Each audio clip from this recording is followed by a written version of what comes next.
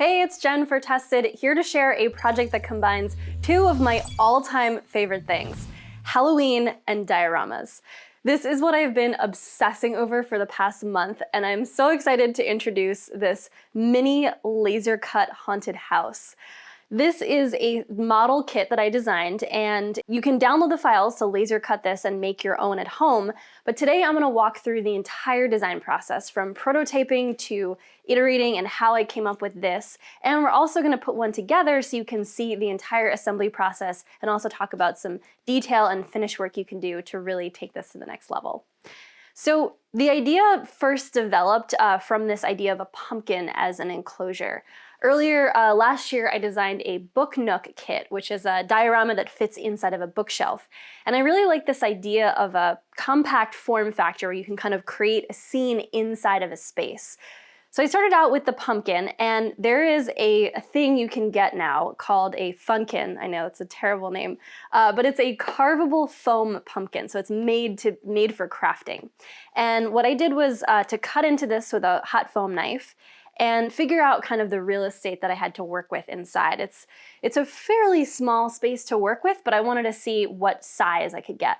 So I cut into this with a knife. I used a file to kind of clean up some of the edges and have this sort of tree filigree at the beginning of the scene. And then I started making some foam core prototypes. I really like foam core as an analog before I start doing laser cutting. It just helps me figure out kind of the shapes and the geometry and actually how I want the thing to look. So these are a couple of my first examples, varying shapes and levels of detail. And I figured out that I wanted the house to have a couple different sections, a few different layers of roofs, maybe a chimney. And I then took the prototype foam core models, took some measurements, and I brought this into Illustrator, which is my default 2D design program. Now, I know this could be accomplished a lot easier with CAD software, but I like to do things in kind of an organic way. I like to sort of draw in the computer with a tablet, so I'm getting this kind of digital sketching going. And I like that process a lot better than CAD, which is a lot of math and measuring. But because of that, it's a little bit of a brute force process to try to take something 3D and model it in 2 dimensions. There's a lot of make one face, figure out a profile, reference that off of the next face. It's complicated, but I started off by laser cutting this prototype. This is my first laser cut version.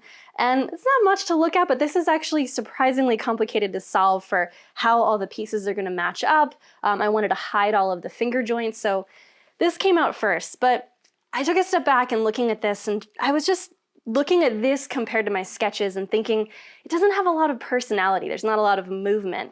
So I was trying to figure out what exactly is this missing. Now, plywood as a material it's a bit tricky because it's flat and it's rigid. How do you get that to look like organic shapes? How do you get it to have movement? And I came up with the idea that maybe the walls don't need to be perpendicular. So I started messing around with the pieces going in at an angle and kind of making these crooked edges. And this is the first little miniature proof of concept that I came up with for that. There are also some other features, the edges, so the finger joints where you would match the 2 sides together. I found a way to hide those by making them look like they're part of the planks. So there's some surface detail here, and I made where the joints go together blend into those boards of the house, so to speak, so it looks like they're part of the design. I did a lot of different things with this. I layered some pieces of the roof to hide the tabs or the roof attaches together, but I also found that if you etch underneath of that, it looks like it's hiding a big patch in the roof. So lots of different ways to incorporate visual elements that are also acting as a way to disguise how the thing was actually fabricated. Once I figured out the form factor, I started to have a lot of fun making all the detail pieces. So I have lots of tiny little doors and windows, all these little layered sections. I tried a couple different styles. Some of them are bricks, some of them are cobbles. And once all these pieces get put together and I figure out how to make the thing once, there is another entirely separate challenge, which is figuring out how to make this easily replicatable. So when I put the thing together, the tolerances can be sort of close. I can, super glue things and force them into position. But when you think about making it so that somebody else can easily build this without too much frustration, there's all sorts of other considerations. Everything has to be streamlined. Everything has to snap fit together so the parts grab in a nice positive fit. I did things like to create an outline, so wherever there's a layered section, there's a score line underneath that shows you exactly where to place the next layer on top. So lots of considerations that go into making it as a kit for people to build. With that in mind, we'd like to show you exactly how this whole thing goes together. So I've cut all of the parts and we're going to build one from scratch, and also show you a couple different ways that you could finish this, a couple different ways to display it with lights and foliage and things like that, to really take this to the next level.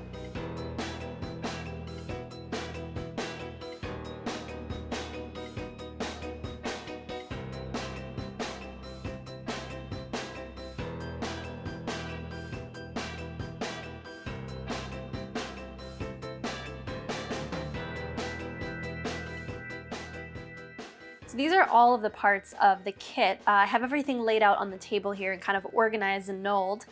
The first step is actually the fun part. Well, the whole thing should be fun actually, but I always want to get right into the detail work, and usually you have to like work from the ground up. But the way that this all goes together, I actually get to do all the little window pieces first. So I'm going to dive into that, and then these will get glued onto the layers, and then the whole thing gets assembled.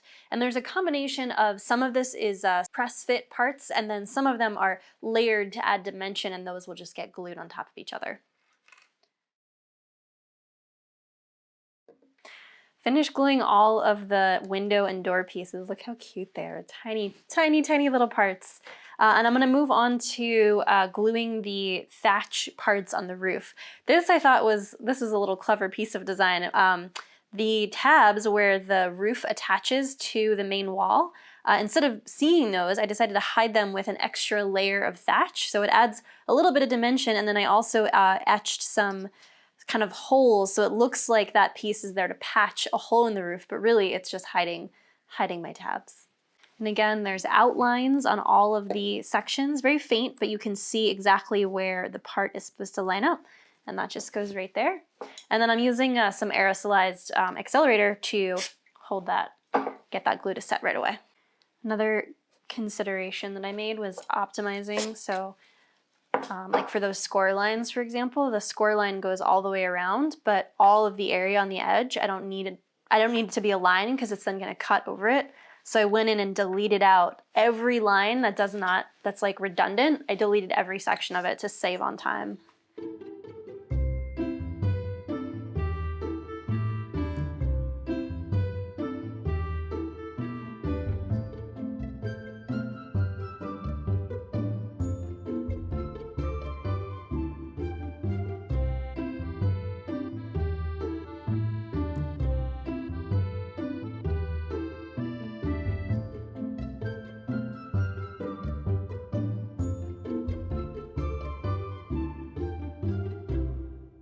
One of the parts of this that I really enjoy, that I was very proud of, is the sort of layering and dimensionality that happens. And I also really like picking different finishes of plywood to add a little bit more contrast. So I like having the dark background and then the lighter foreground, and mixed media with the acrylic, the sort of milky acrylic for diffusion. This is a proof grade material that's for Glowforge, and this comes in a couple different finishes, but you could easily use veneer plywood and kind of mix it up to get different effects and kind of change the whole look of the house. I think it just looks really neat. I have a couple panels where I've etched just a little bit of like a crack or a broken window, so when that's lit from behind, you should be able to see that little detail. All right, so I've prepped all of the walls. Every window and door is all glued together. Look how cool those are. And now the next major step really is to press fit the whole thing together. So these parts all snap into one another. The tolerances should be pretty dialed in. So I'm just going to pick up the front wall and begin attaching the side walls. So this process was challenging, to say the least. Did you hear that snap? Here, I'll do it again so you can hear it. It's so Yes! There it is. That is so sad. When it works, it's so satisfying when it works. It is so hard to get it to work. That is the sound of relief. So this is where you can see things get a little complicated because the walls here are slightly crooked so that when you look at the house, it sort of caves in towards you, towards the viewer at the front. But it's not just this way.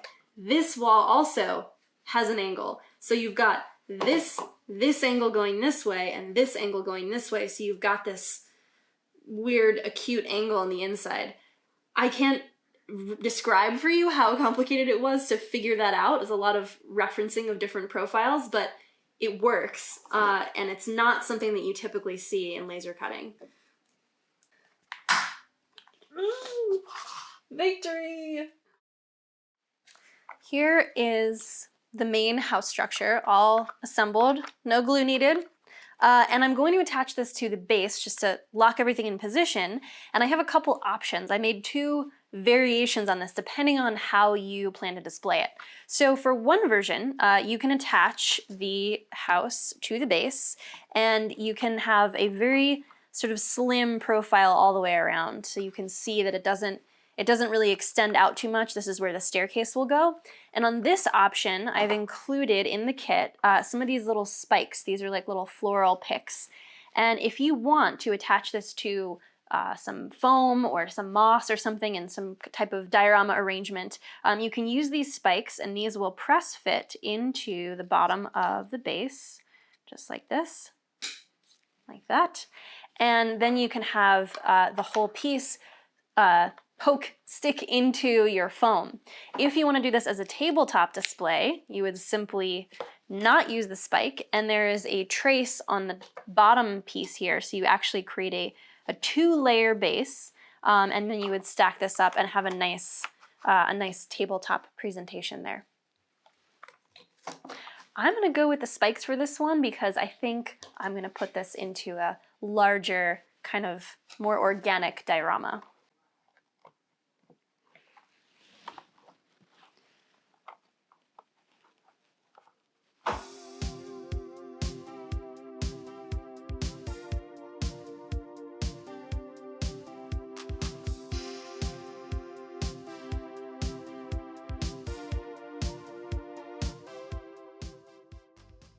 Okay, so we have a finished haunted house.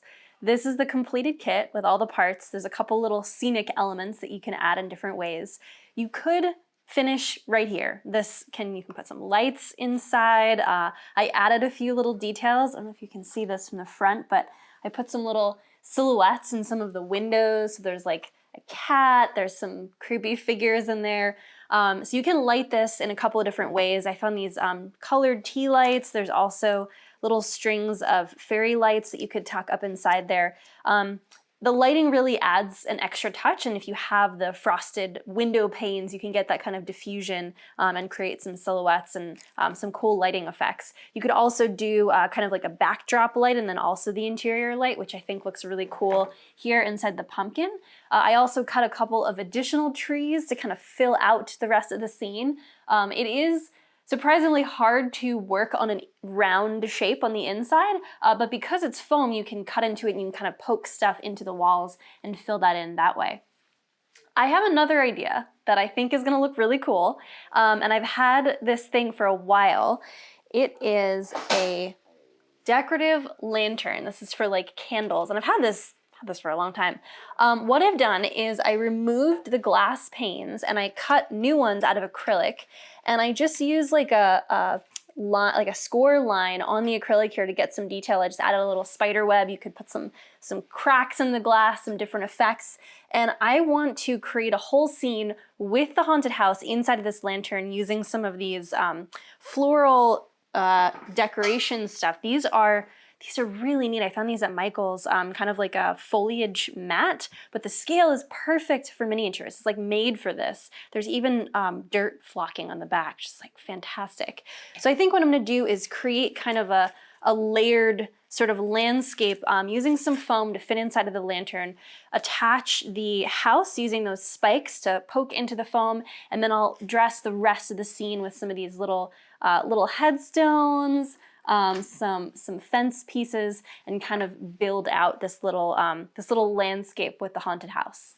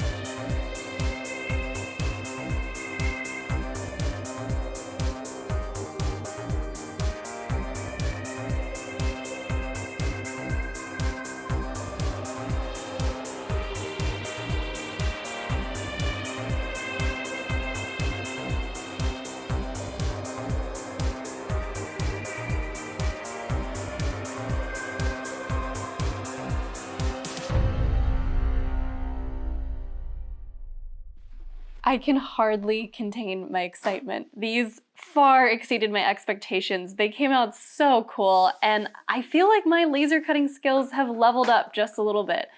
From the book nook to creating something like this, where I've managed to take flat, rigid material and make it look like it has life and spirit. I mean, look at that. Doesn't that house just look like it's alive?